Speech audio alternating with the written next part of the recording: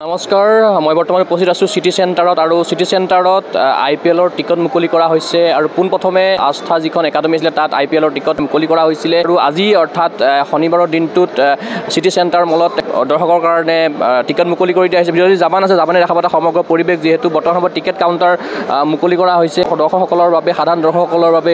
যিহেতু কলকাতাৰ ইডেন গাৰ্ডেনত আজি IPLৰ উদ্বোধনী মেচ অনুষ্ঠিত হ'ব, KKR বনাম RCB অনুষ্ঠিত হ'ব আৰু গুৱাহাটীত দুখনকৈ IPLৰ মেচ অনুষ্ঠিত হ'বলৈ গৈ আছে। যেহেতু ইয়াতে 26 তাৰিখে অহা 26 তাৰিখে RR আৰু KKRৰ খেল অনুষ্ঠিত হ'ব আৰু 30 তাৰিখে অনুষ্ঠিত হ'বলৈ গৈ আছে CSK আৰু RRৰ খেল। ভিতৰত জামানে দেখাই আছে যিহেতু টিকেট মুকলি কৰা হৈছে গুৱাহাটীৰ চিটি চেণ্টাৰ মলত। মই কিছু মন্তব্য ল'বৰ কাৰণে চেষ্টা কৰিম। মই ভিডিঅ' জাৰ্নেলিষ্ট জামানক দেখাবৰ কাৰণে অনুৰোধ জনাম কিছু ইয়াৰ সমগ্ৰ পৰিৱেশ। এতিয়া বৰ্তমান সেইটো আমি ক'ব নোৱাৰিম। আজি কিহৰ কাৰণে মুকলি কৰা হৈছিলে টিকেটটো, মানে ছাত্ৰ ছাত্ৰীৰ কাৰণে? নহয় ইয়াতে ষ্টুডেণ্ট পাছ যোনটো এইটো ইয়াতে দিয়া হোৱা নাই, সেইটো আস্থা একাডেমিতে দিয়া হৈছে। ইয়াতে জেনেৰেল টিকেটছবোৰ দিয়া হৈছে। এতিয়া বৰ্তমান CSKটো 4300টো লোৱেষ্ট আছে আৰু KKRৰটো চাই আছোঁ এতিয়া বৰ্তমান পোৱা নাই। ইয়াতে ষ্টুডেণ্টটো নাই, ষ্টুডেণ্টটো আস্থা একাডেমিত দি আছে। এতিয়া বৰ্তমান আমি সেইটো ইনফৰ্মেশ্যন পোৱা নাই। যেতিয়ালৈ কাষ্টমাৰ আহি আছে আমি আছোঁ। নিশ্চয়কৈ আপোনাক ধন্যবাদ জ্ঞাপন কৰিছোঁ। মই পুনৰবাৰ ভিডিঅ' জাৰ্নেলিষ্ট জাপানক দেখাবৰ কাৰণে অনুৰোধ জনাম। যিহেতু চিটি চেণ্টাৰ মলত বৰ্তমান সময়ত কাউণ্টাৰ মুকলি কৰা হৈছে, ধুনীয়াকৈ ইয়াতে সজাই থোৱা হৈছে ৰাজস্থান ৰয়েলছৰ জাৰ্চি। যিহেতু ৰাজস্থান ৰয়েলছৰ হোম গ্ৰাউণ্ড হ'ল গুৱাহাটী আৰু গুৱাহাটীত বৰ্তমান সময়ত IPLৰ দৰ্শকে ভিৰ কৰিছে চিটি চেণ্টাৰ মলৰ লগতে আস্থা একাডেমি। মই আপোনাৰ ওচৰলৈ আহিছোঁ, কি ক'ব? গোটেই মুকলি কৰা হৈছে। হয়, এইটো আপোনাৰ ৰাজস্থান জাৰ্চি মানে অফিচিয়েল জাৰ্চি হয় এইবোৰ আপোনাৰ। এইটো আপোনাৰ 999 হয়, এইটো আপোনাৰ 1799। এইটোত আপোনাৰ অফাৰ চলি আছে। এইটোত আপোনাৰ 849ত অফাৰ চলি আছে এইটোত আপোনাৰ। আৰু এইটো আপুনি চাব পাৰে, এইটো অফিচিয়েল জাৰ্চি হয় যিটোকে এইটো কোৱালিটি চেক কৰিব পাৰে। অডিয়েন্সৰ কাৰণে আছে? হয়, কেতিয়ালৈকে চলিব? এইটো আপোনাৰ গেম যেতিয়ালৈকে আছে তেতিয়ালৈকে চলিব। মানে এইটো লৈছে মানুহ লৈছে। হয়, নিশ্চয়কৈ আপোনাক ধন্যবাদ জ্ঞাপন কৰিছোঁ। মই বৰ্তমান সময়ত এটা পৰিৱেশ দেখাই আছোঁ চিটি চেণ্টাৰ মলত যি পৰিৱেশ আছে বৰ্তমান সময়ত দেখাবলৈ চেষ্টা কৰিছোঁ। মই কেইজনমান দৰ্শক আছে, মই দৰ্শকৰ ওচৰলৈ আহিছোঁ। আপোনাৰ ওচৰলৈ আহিছোঁ, আপুনি আহিছিলে, টিকেট পালেনে? মই টিকেটটো ষ্টুডেণ্ট টিকেট ল'বলৈ আহিছিলোঁ, কিন্তু ষ্টুডেণ্ট টিকেটটো পোৱা নাই।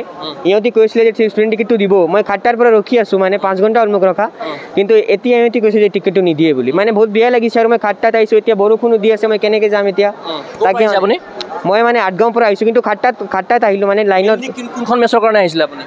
মেইনলি মই RR CSK কাৰণে আহিছিলোঁ। গুৱাহাটীত ধোনীও আহি আছে লগতে। আহিব লাগে বাৰু, ভালে। RCB মেচটো আশা কৰিছোঁ গুৱাহাটীত হ'ব লাগে, কিন্তু এতিয়ালৈকে হোৱা নাই। মেইনলি ছাপৰ্টটো RCB, কিন্তু RCB মেচটো নহয়, এইকাৰণে RR CSK। ধোনীকে আজিলৈকে চোৱা নাই লাইভ, সেইটো চাবলৈ আশা আছিলে। এতিয়া টিকেটটো নাপাওঁ যদি চাব নোৱাৰিম। আৰু ইহঁতি কৈছে যে টিকেটটো নিদিয়ে বুলি। 500 ষ্টুডেণ্ট টিকেটটো যোনটো আছিলে এইটো নিদিয়ে।